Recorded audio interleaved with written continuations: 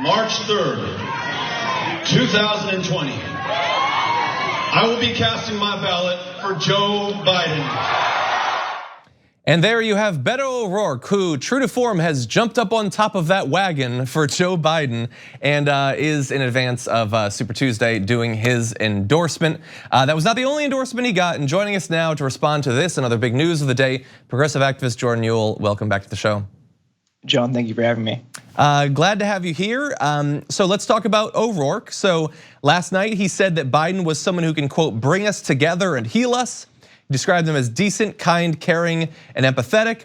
He also called Biden the person that could reestablish the moral authority of the US both domestically and abroad. So basically he was just going from one policy proposal to the next in announcing his support for Joe Biden.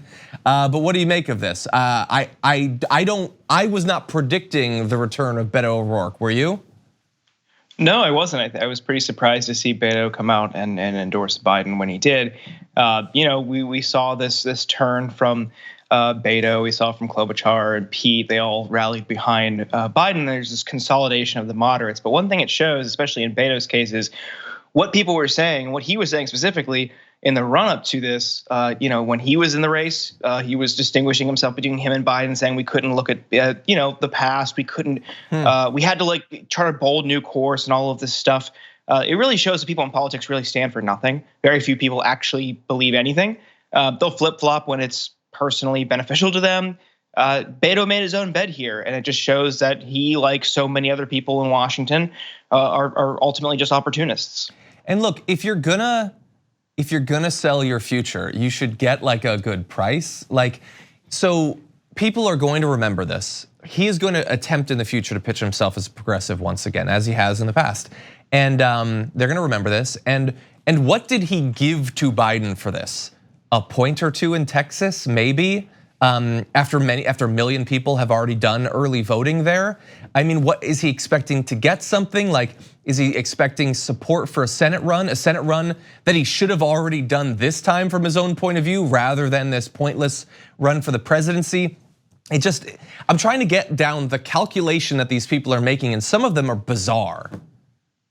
Right, you could make the argument that this might not have an impact on the primary whatsoever. When he did it this weekend, that was late for early voting, and it may not register, or people might not even take notice in Texas before today. So one thing I always think about when these types of things happen and the media creates a spectacle is not very many people watch cable news. CNN's viewership is maybe around 1 million, 1.5 million. You're going to get way more traction on a social media video, which is the strength of the Sanders campaign. So we'll see if that is actually beneficial to Biden later today. I would argue it probably wouldn't register much, ultimately a negligible impact. Yeah, well, look, I say we test that theory. So we're gonna clip this out and put it on Twitter. Everybody retweet that to show the mainstream media that there are more people on that outlet. Now, as I said, Beto was not the only one. You also had Klobuchar and Buttigieg dropping everything to race to Biden's side before Super Tuesday. And in fact, during their endorsement, and for the viewers, I'm not gonna make you watch Buttigieg speak, so don't worry about that. Also for Jordan's stress level. But I will say that Biden had a lot of nice things to say about Buttigieg. He compared Buttigieg to his late son, Beau.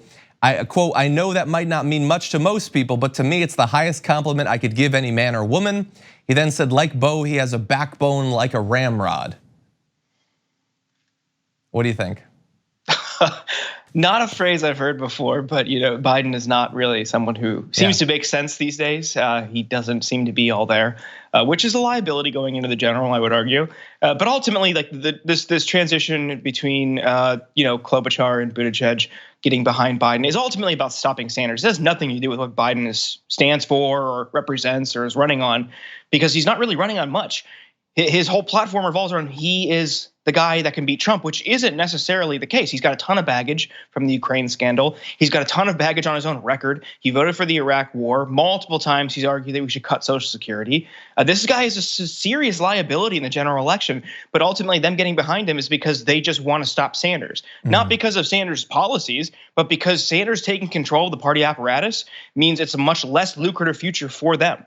I will say that I could be wrong, and feel free to correct me, but if I were to come up with my top 3 list of the the worst possible candidates to run against Donald Trump. And I think Donald Trump would agree, the three that he most salivates over. One would be Hillary Clinton, and hopefully she's out.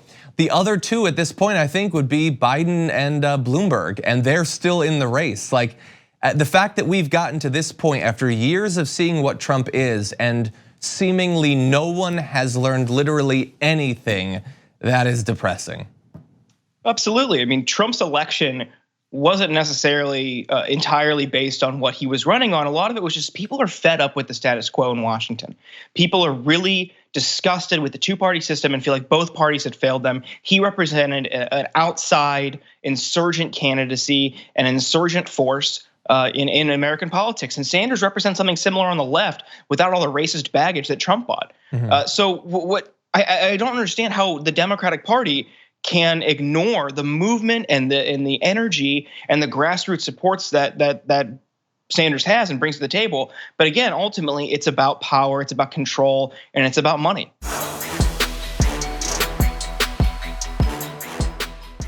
Check out the Damage Report podcast each day, wherever you get your podcasts, whether Pocket Casts or Stitcher or iTunes. You can join me as I give you the news and stories you want, with a range of co-hosts and interview guests jumping in on the fun each day. Again, that's the Damage Report, wherever you get your podcasts. And if you get them at iTunes, don't forget to rate and review. Sometimes I'll read them live on the show.